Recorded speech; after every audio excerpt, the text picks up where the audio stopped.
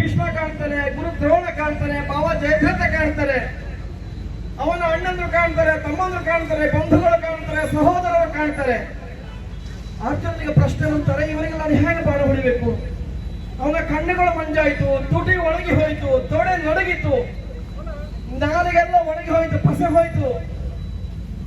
ಅವ ಎತ್ತಿದಂತ ಗಾಂಡೀವನ್ನ ಕಡೆಗಡೆ ಬಿಸಾಡಿ ಹೇಳ್ತಾನೆ, ಕೃಷ್ಣ ನಾನು ಯುದ್ಧ ಮಾಡುವುದಿಲ್ಲ, ಅದನ್ನು ಯುದ್ಧ ಮಾಡಲಿಕ್ಕೆ ಸಾಧ್ಯ ಇಲ್ಲ ಅಂತ. ಕೃಷ್ಣ ಎಂತ ಮೂರ್ಖ ನೀನು! ಅಲ್ಲಿ ಬಂದಿರುವವರು ಯಾರು ನಿನ್ನ ಸಂಬಂಧಿಕರಲ್ಲ, ನಿನ್ನ ಕುಟುಂಬದವರಲ್ಲ.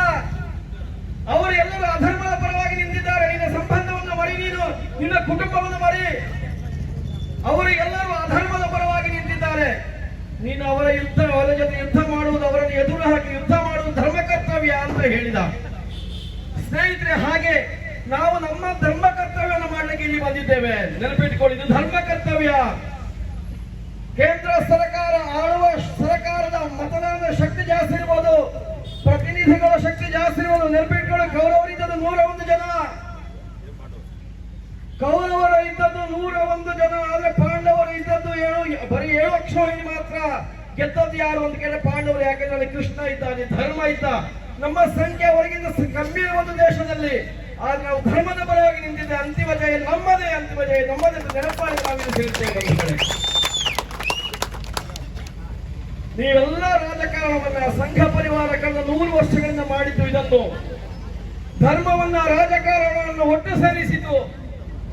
ಧರ್ಮವನ್ನು ತಪ್ಪಾಗಿ ವ್ಯಾಖ್ಯಾನ ಮಾಡಿತು.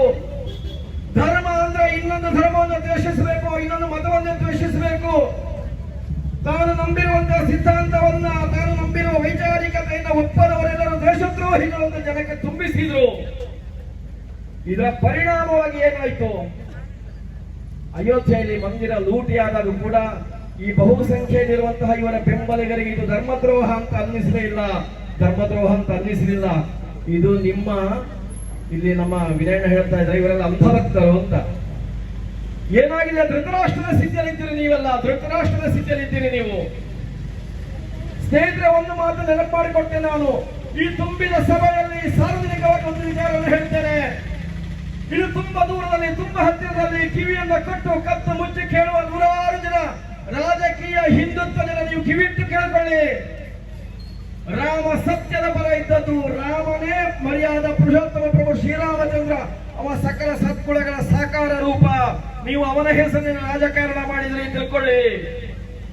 ರಾಮನ ಹೆಸರಿನಲ್ಲಿ ರಾಜಕಾರಣ ಮಾಡಿದ್ರಿ, ರಾಮನ ಹೆಸರಲ್ಲಿ ಸಾವಿರಾರು ಜನ ಸಾಯುವ ಹಾಗೆ ಮಾಡಿದ್ರಿ, ರಾಮನ ಹೆಸರಿನಲ್ಲಿ ಸಾವಿರಾರು ಕೋಟಿ ರೂಪಾಯಿ ಸಂಗ್ರಹ ಮಾಡಿದ್ರಿ, ರಾಮನ ಹೆಸರಿನಲ್ಲಿ ಲಕ್ಷಾಂತರ ಇಟ್ಟಿಗೆಗಳನ್ನ ದೇಶದ ಹಳ್ಳಿಗಳ ಗಲ್ಲಿಗಳ ಮೂಲೆಗಳಲ್ಲಿ ಸಂಗ್ರಹ ಮಾಡಿದ್ರಿ, ರಾಮನನ್ನ ಇಟ್ಕೊಂಡು ರಾಜಕಾರಣ ಮಾಡಿದ್ರಿ. ನಿಮಗೆ ಪಟ್ಟ ಬಂದಿದೆ, ಆದ್ರೆ ಇದು ಶಾಶ್ವತವಲ್ಲ. ನಿಮ್ಮ ಪಟ್ಟದ ಕುಸಿಯುವಿಕೆಯ ಕೊನೆಯ ಇಟ್ಟಿಗೆಗಳು ಬೀರಲಿಕ್ಕೆ ಶುರುವಾಗಿದೆ. ರಾಮನೇ ನಿಮ್ಮ ವಿಷಯವನ್ನು ಹೊರಗೆ ಹಾಕ್ತಾ ಇದ್ದಾನೆ. ಇದರ ಪರಿಣಾಮವಾಗಿ ದೂರದಲ್ಲಿರುವವರು ಕೂಡ ಕಿವಿಗೊಟ್ಟು ಕೇಳಿಕೊಳ್ಳಿ. ನೀವು ಯಾವುದೇ ಒಂದು ಒಳ್ಳೆಯದಾಗ್ಲಿ, ಯಾವುದೇ ಒಂದು ಕೆಟ್ಟದ್ದಾಗ್ಲಿ, ಸೂಚಿಸುವನು, ಅನುಮೋದಿಸುವನು, ಮಾಡಿಸುವನು, ಮಾಡುವನು 4 ಜನ ಇರ್ತಾರೆ.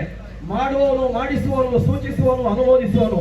ಈ 4 ಜನ ಕೂಡ ಒಳ್ಳೆಯದರಲ್ಲಿ ಮತ್ತು ಕೆಟ್ಟದಲ್ಲಿ, ಪಾಪದಲ್ಲಿ ಮತ್ತು ಪುಣ್ಯದಲ್ಲಿ ಪಾಲುದಾರರು. ನೀವು ಯಾವುದೇ ಪಾಲುದಾರರಾಗ್ತೀರಿ? ಅನ್ಯಾಯ ಅಂತ ಹೇಳಿ, ಅಧರ್ಮವನ್ನ ಅಧರ್ಮ ಅಂತ ಹೇಳಿ, ನೀವು ಅನ್ಯಾಯವನ್ನ ಅಧರ್ಮವನ್ನ ನೀವು ಧರ್ಮ ಅಂತ ಹೇಳ್ತೀರಿ, ನ್ಯಾಯ ಅಂತ ಹೇಳ್ತೀರಿ ಅಂತ ಆದ್ರೆ ನೀವು ಮಾಡ್ತಾ ಇರುವಂತಹ ಧರ್ಮದ್ರೋಹಕ್ಕೆ ನೀವು ಶಿಕ್ಷೆ ಅನುಭವಿಸಬೇಕಾಗ್ತದೆ. ದೇವರ ಕೋರ್ಟಲ್ಲಿ ನಿಮಗೆ ಶಿಕ್ಷೆ ಇದೆ, ನೆನಪಿಟ್ಕೊಳ್ಳಿ. ಕರಾವಳಿಯ ಮಣ್ಣಿನಲ್ಲಿ ಒಂದಲ್ಲ ಒಂದು ದೇವಸ್ಥಾನಗಳಲ್ಲಿ ಪ್ರತಿನಿತ್ಯ ಅಥವಾ ಅನೇಕ ಸಂದರ್ಭಗಳಲ್ಲಿ ಪ್ರಶ್ನೆಗಳಾಗ್ತದೆ, ಪ್ರಶ್ನಾಚಿಂತನೆಗಳಾಗ್ತದೆ. ಶತಶತಮಾನಗಳ ಮೊದಲು ಯಾವುದೋ ಒಂದು ಕುಟುಂಬ ಎಲ್ಲಿಯೋ ಒಂದು ದೇವರ ಹಣವನ್ನು ಲೂಟಿ ಮಾಡಿದ್ರೆ, ದೇವರ ಭೂಮಿಯನ್ನು ಒಳಗೆ ಹಾಕಿದ್ರೆ ಈಗಿನ ಪೀಳಿಗೆ ದೋಷವನ್ನು ಅನುಭವಿಸುವುದಂತ ಅಷ್ಟಮಂಗಲ ಚಿಂತನೆ ಹೇಳ್ತಾರೆ. ನೀವು ಆ ಪಾಪದ ಪಾಲುದಾರರಾಗಬೇಡಿ. ನಿಮ್ಮ ಮನೆ ಎದುರು ಇರುವಂತಹ ನಿಮ್ಮ ದೈವದ ಗುಡಿಯ ಎದುರು, ನಿಮ್ಮ ದೇವರ ದೇವಸ್ಥಾನದ ಎದುರು, ನಿಮ್ಮ ಮನೆಯ ಒಳಗಿನ ದೇವರ ಭಾವಚಿತ್ರ ಎದುರು ಅಥವಾ ದೈವಗಳ ಮೊಗದ ಎದುರು ನಿಮ್ಮ ಎದೆಗೆ ಕೈ ಇಟ್ಟು ನೀವು ಮಾತಾಡಿ. ನೀವು ಮಾಡ್ತಾ ಇರೋ ರಾಜಕೀಯ ಹಿಂದುತ್ವ, ನೀವು ಮಾಡ್ತಾ ಇರೋ ರಾಜಕೀಯ ಹಿಂದುತ್ವ. ನಮಗೆ ರಾಜಕೀಯ ಹಿಂದುತ್ವ ಬೇಡ, ನಮಗೆ ಬೇಕಾದ ಧಾರ್ಮಿಕ ಹಿಂದುತ್ವ ಬೇಕಾಗುವುದು. ಹಾಗಾಗಿ ಗೋಪೂಜೆಯಲ್ಲಿ ಗೋದಾನ ಮಾಡುವಂತಹ, ಗೋಪೂಜೆ ಮಾಡುವಂತಹ ಮಿತ್ರಗಳು ನಮಗೆ ಬೇಕಾಗುವುದು.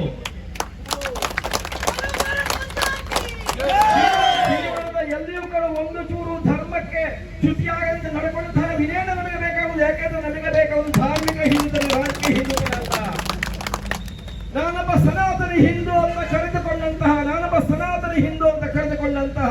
ಗೀತೆ ನನ್ನ ಅಮ್ಮ ಅಂತ ಹೇಳಿದಂತಹ ಗಾಂಧಿಯವರು ನಂಬುವಂತಹ ಸಿದ್ಧಾಂತ ನಂಬುದು, ಗಾಂಧಿಯವರು ನಂಬುವಂತಹ ಪಕ್ಷ ನಂಬುದು, ನೆನಪಿಟ್ಕೊಳ್ಳಿ ನೀವು. 84ನೇ ಇಸವಿಯಲ್ಲಿ ಅಯೋಧ್ಯೆ ಗರ್ಭಗುಡಿಯ ಬೀಗ ತೆಗೆದುಕೊಟ್ಟಂತೆ ರಾಜೀವ್ ಗಾಂಧಿ ಅವರ ಪಕ್ಷ ನಂಬುದು, ನೆನಪಿಟ್ಟುಕೊಳ್ಳಿ. ನೀವು ಪದೇ ಪದೇ ಭಾವನೆಗಳನ್ನ ಇಟ್ಕೊಂಡು ಮತ್ತೆ ರಾಜಕಾರಣ ಮಾಡ್ತೀರಾ. ಆದರೆ ಯಾವಾಗಲೂ ಜನರನ್ನು ಮೂರ್ಖರನ್ನಾಗಿ ಮಾಡ್ಲಿಕ್ಕೆ ಸಾಧ್ಯ ಆಗುವುದಿಲ್ಲ, ಮೂರ್ಖರನ್ನಾಗಿ ಮಾಡ್ಲಿಕ್ಕೆ ಸಾಧ್ಯ ಆಗುವುದಿಲ್ಲ. ನೆನಪಿಟ್ಟುಕೊಳ್ಳಿ ಇದನ್ನು ನೀವು. ಸ್ನೇಹಿತರೆ, ಕಣ್ಣೆತ್ತಿದಲ್ಲಿ ಕಳೆದ 14-15 ವರ್ಷಗಳನ್ನ ವಾಚಾಮಗೋಚರವಾಗಿ ತನ್ನ ಸಿದ್ಧಾಂತವನ್ನು ಒಪ್ಪದೇ ಇರುವವರನ್ನ ಕೆಟ್ಟ ಶಬ್ದಗಳಲ್ಲಿ ಟ್ರೋಲ್ ಮಾಡಿದ್ರಿ ನೀವು. ಭಾರತದಿಂದ ಬದುಕನ್ನ ಕಟ್ಟಿಕೊಂಡು ಜಗತ್ತನ್ನ ಬೆಳಗಿದಂತಹ ಮಹಾತ್ಮ ಗಾಂಧಿಯನ್ನ ನೀವು ಅತ್ಯಂತ ಕೆಟ್ಟದಾಗಿ ನೀವು ವಿಡಂಬನೆ ಮಾಡಿದ್ರಿ. ತಿಳಿದವರು ಹೇಳ್ತಾರೆ, ಗಾಂಧಿ ಅವರು 13 ಕೋಟಿ ರಾಮನಾಮ ಜಪ ಮಾಡಿದ್ರಂತೆ. ಮಿತ್ರಣ್ಣ, 13 ಕೋಟಿ ರಾಮನಾಮ ಜಪ ಯಾರು ಮಾಡ್ತಾರೆ ಅವರಲ್ಲಿ ರಾಮನ ಶಕ್ತಿ ಉಂಟು ಅಂತ ಅರ್ಥ. 13 ಕೋಟಿ ರಾಮನಾಮ ಜಪ ಮಾಡಿದವರನ್ನ ಕೊಂದಂತಹ ನಾಥೂರಾಮನನ್ನ ಪೂಜೆ ಮಾಡ್ತೀರಿ ನೀವು. ಗಾಂಧಿಯವರ ವಿಡಂಬನೆ ಮಾಡ್ತೀರಿ. ಸಂತರನ್ನ ಅಪಹಾಸ್ಯ ಮಾಡಿದ, ಸಂತರಿಗೆ ತೊಂದರೆ ಮಾಡಿದಂತ, ಕೆಟ್ಟದ್ದಾಗಿ ಮಾಡಿದಂತಹ ಶಾಪ ನಿಮ್ಮನ್ನು ಬಿಟ್ಟು ಹೋಗುವುದಿಲ್ಲ. ಅರ್ಥ ಮಾಡಿಕೊಳ್ಳಿ ಇದನ್ನು ನೀವು. ಯಾವೆಲ್ಲ ಸಂಗತಿಗಳು ನೀವು ರಾಜಕಾರಣಕ್ಕೆ ಉಪಯೋಗ ಮಾಡ್ತೀರಿ? ನೀವು ಹೇಗೆ ಯೋಚನೆ ಮಾಡ್ತೀರಿ? ಎಲ್ಲಿಯೋ ಒಂದು ಕಡೆ ಧಾರ್ಮಿಕ ನಂಬಿಕೆಗಳಿಗೆ ತೊಂದರೆ ಆದಾಗ ನೀವು ಹೇಗೆ ಮಾತಾಡ್ತೀರಿ? ಈ ಘಟನೆಯನ್ನು ಇಟ್ಟುಕೊಂಡು ನಮ್ಮ ಸಂಘಟನೆಯನ್ನು ಹೇಗೆ ಬೆಳೆಸಬಹುದು ನೀವು ಯೋಚನೆ ಮಾಡುವ ದಾಟಿ ಇದು. ಈ ಘಟನೆಯನ್ನು ಇಟ್ಟುಕೊಂಡು, ದತ್ತಪೀಠದ ಹಿನ್ನೆಲೆಯನ್ನು ಇಟ್ಟುಕೊಂಡು, ರಾಮ ಮಂದಿರ ಹಿನ್ನೆಲೆಯನ್ನು ಇಟ್ಟುಕೊಂಡು ನಮ್ಮ ಸಂಘಟನೆಯನ್ನು ಹೇಗೆ ಬೆಳೆಸಬಹುದು ಅಂತ ಯೋಚನೆ ಮಾಡ್ತೀರಿ ಅಂತ ಹೇಳಿದ್ರೆ, ನಿಮಗೆ ರಾಜಕ್ಕೆ ರಾಮನಿಗೆ ಬೇಕಾಗಿ ಸಂಘಟನೆ ಅಲ್ಲ, ಸಂಘಟನೆಗೆ ಬೇಕಾಗಿ ರಾಮ. ಗೋವಿಗೆ ಬೇಕಾಗಿ ಸಂಘಟನೆ ಮಾಡಲಿಲ್ಲ, ಸಂಘಟನೆ ಬೇಕಾಗಿ ಗೋವು. ಅಕಸ್ಮಾತ್ ಗೋವನ್ನು ರಾಜಕೀಯಕ್ಕೆ ಉಪಯೋಗ ಮಾಡುವುದಿದ್ರೆ ಹಳ್ಳಿಯಲ್ಲಿ ಮಿತ್ರಣ್ಣ ಗೋಪೂಜೆಯಲ್ಲಿ ಗೋದಾನ ಮಾಡುವ ಫೋಟೋ ಇಟ್ಕೊಂಡು ಓಟ್ ಕೇಳ್ತಿದ್ರು. ಅವ್ರು ಓಟಿಗೆ ಹೋಗಿಲ್ಲ. ಹಾಗೆ ಯಾಕೆ ಅಂತ ಕೇಳಿದ್ರೆ, ನಮಗೆ ಜನಗಳನ್ನ ಒಟ್ಟು ಮಾಡಬೇಕಾದ್ದು ಅಭಿವೃದ್ಧಿಯ ಆಧಾರದಲ್ಲಿ, ಭಾವೈಕ್ಯತೆಯ ಆಧಾರದಲ್ಲಿ, ಸಹೋದರ ಭಾವದ ಆಧಾರದಲ್ಲಿ. ಒಂದು ಅಪಾಯಕಾರಿಯಾದ ಸನ್ನಿವೇಶದಲ್ಲಿ ಇದ್ದೇವೆ. ಇದು ದಯವಿಟ್ಟು ನೆನಪು ಮಾಡಿಕೊಳ್ಳಿ, ಯೋಚನೆ ಮಾಡಿ. ಬೇರೆ ಸಾಮಾಜಿಕ ಆರ್ಥಿಕ ಸಂಗತಿಗಳಿಂದಾಗಿ ಇದು ಗಂಭೀರವಾದ ವಿಚಾರ, ಆಲೋಚನೆ ಮಾಡಬೇಕಾದದ್ದು. ಬೇರೆ ದುರ್ಬಲ ಆಗ್ತಾ ಉಂಟು, ಗಮನಿಸಿ ನೀವು. ಯಾಕೆ ಕಾಂಗ್ರೆಸ್ ಬೇಕು ಅಂತ ಹೇಳ್ತೇನೆ ನೀವು ಆಲೋಚನೆ ಮಾಡಿ. ನಮ್ಮ ಸರ್ಕಾರಿ ಶಾಲೆಗಳಿಗೆ ಯಾರು ಹೋಗ್ತಾರೆ ಅಂತ ಕೇಳಿದ್ರೆ, ಸಮಾಜದ ದುರ್ಬಲ, ಆರ್ಥಿಕ ಮತ್ತು ಸಾಮಾಜಿಕ ದುರ್ಬಲ ವ್ಯಕ್ತಿಗಳು ಮಾತ್ರ ಶಾಲೆಗೆ ಹೋಗ್ತಾರೆ. ಸೆಕ್ಯುಲರ್ ಮೈಂಡಿನವರು ಅವರೆಲ್ಲರೂ ಕೂಡ ನಿಮಗೆ 3 ವರ್ಷಗಳ ಇತಿಹಾಸ ಇರುವಂತಹ ಶಾಲೆಗಳಿಗೆ ಕಳಿಸ್ತಾರೆ. ರಾಜಕೀಯ ಹಿಂದುತ್ವದ ಆಸಕ್ತಿ ಇರುವವರೆಲ್ಲ ಸಂಘ ಪರಿವಾರದ ಶಾಲೆಗಳಿಗೆ ಕಳಿಸ್ತಾರೆ. ಇನ್ನು ರಾಜಕೀಯವಾದಂತಹ ಇಸ್ಲಾಮಿನ ಆಸಕ್ತಿ ಇರುವವರೆಲ್ಲ ಕೂಡ ಅವರ ಸಂಘಟನೆ ನಡೆಸುವಂತಹ ಶಾಲೆಗಳಿಗೆ ಹೋಗ್ತಾರೆ. ಸಮಾಜವನ್ನು ಜೋಡಿಸಬೇಕಾದರೆ ಇನ್ನು 10 ವರ್ಷಗಳ ನಮ್ಮ ಸ್ಥಿತಿ ಹೇಗಿದ್ದಿತ್ತು ಯೋಚನೆ ಮಾಡಿ ನೀವು. ನಮ್ಮನ್ನು ಒಟ್ಟು ಮಾಡುವ ಒಂದು ಸಂಗತಿ ಯಾವುದು? ಕಾಂಗ್ರೆಸ್ ಯಾಕೆ ಬೇಕು ಅಂತ ಕೇಳಿದ್ರೆ, ಇಲ್ಲಿ ಮುಸಲ್ಮಾನರಿದ್ದಾರೆ, ಇಲ್ಲಿ ಕ್ರೈಸ್ತರಿದ್ದಾರೆ, ಇಲ್ಲಿ ಹಿಂದೂಗಳಿದ್ದಾರೆ, ಇಲ್ಲಿ ಜೈನರಿದ್ದಾರೆ. ಇಡೀ ಭಾರತವನ್ನು ಒಟ್ಟಾಗಿ ಇಡುವಂತಹ, ಒಟ್ಟಾಗಿ ಎತ್ತಿಕೊಂಡು ಹೋಗುವಂತಹ, ಒಟ್ಟಾಗಿ ರಕ್ಷಣೆ ಮಾಡುವಂತಹ ಏಕೈಕ ಚಳುವಳಿ ಇದ್ರೆ ಅದು ಕಾಂಗ್ರೆಸ್. ನಮ್ಮ ಮುಂದಿನ ಪೀಳಿಗೆಗೆ ಬೇಕಾಗಿ ನಾವು ಒಟ್ಟಾಗಬೇಕಾಗಿದೆ. ನಮ್ಮ ಮುಂದಿನ ಪೀಳಿಗೆ ನೆಮ್ಮದಿಗೆ ಬೇಕಾಗಿ ನಾವು ಒಟ್ಟಾಗಬೇಕಾಗಿದೆ. ರಾಜಕೀಯ ಹಿಂದುತ್ವದ ಕೊನೆಯ ದಿನಗಳು ಹತ್ರ ಬರ್ತಾ ಉಂಟು. ಈ ಕಾರಣದಿಂದಾಗಿ ರಾಮದೇವರು ಎಲ್ಲೆಲ್ಲ ಓಡಾಡಿದ್ದಾನೆ, ಸೀತೆಯ ಪಾದಸ್ಪರ್ಶ ಎಲ್ಲೆಲ್ಲಿ ಆಗಿದೆ, ಆ ಎಲ್ಲ 14 ಕ್ಷೇತ್ರಗಳಲ್ಲಿ ಕಾಂಗ್ರೆಸ್ ಗೆದ್ದಿದೆ, ಅಲ್ಲಿ ಸೋತಿದ್ದು ಬಿಜೆಪಿ ಸೋತಿದೆ. ಇದರ ಸಂಕೇತ ಏನು? ನಮ್ಮ ಪಾಲಿಗೆ ಒಳ್ಳೆ ದಿನಗಳು ಯಾಕೆ ಉಂಟು ಅಂತ ಹೇಳ್ತೇನೆ ಕೇಳಿ. ಲೋಕಸಭಾ ಚುನಾವಣೆಯಲ್ಲಿ ಕಳೆದ ವರ್ಷ 2 ವರ್ಷಗಳ ಮೊದಲು ಕಾಂಗ್ರೆಸ್ ಒಕ್ಕೂಟಕ್ಕೆ ಮತ್ತು ಬಿಜೆಪಿ ಒಕ್ಕೂಟಕ್ಕೆ ಸಿಕ್ಕಿದಂತಹ ಮತಗಳು ಬರೀ 1.5% ವ್ಯತ್ಯಾಸ ಮಾತ್ರ. 42 41 ನಮಗೆ 41% ಮತದಾನ ಇಂಡಿಯಾ ಒಕ್ಕೂಟಕ್ಕೆ ಸಿಕ್ಕಿದೆ. ಮತಗಳು 42% ಮಾತ್ರ ಅವರಿಗೆ ಸಿಕ್ಕಿದ್ದು ತಿಳ್ಕೊಳ್ಳಿ. 1% ವ್ಯತ್ಯಾಸದಿಂದಾಗಿ ಅವರ ಅಧಿಕಾರಕ್ಕೆ ಬಂದರು. ಆದರೆ ಕಳೆದ 14 ವರ್ಷಗಳ ದುರಾಡಳಿತ ಇವತ್ತು ಪೀಕಿಗೆ ತಲುಪಿದೆ, ತುತ್ತುದಿಗೆ ತಲುಪಿದೆ. ಯಾರೆಲ್ಲ ನರೇಂದ್ರ ಮೋದಿಯನ್ನು ಅವತಾರಿ ಪುರುಷ ಅಂತ ಯಾರೆಲ್ಲ ಹೇಳಿದ್ದಾರೋ, ಯಾರೆಲ್ಲ ನಂಬಿದ್ದಾರೋ ಅವರೆಲ್ಲ ಹಿನ್ನೆಲೆಯಲ್ಲಿ ಚೀಚುವನ್ನು ಉಗಿಯುವ ಹಂತಕ್ಕೆ ಬಂದಾಗಿದೆ. ಆರ್ಥಿಕ ಸ್ಥಿತಿ ಹಳ್ಳ ಹಿಡಿದಿದೆ, ಉದ್ಯೋಗ ಸೃಷ್ಟಿ ಆಗ್ತಾ ಇಲ್ಲ.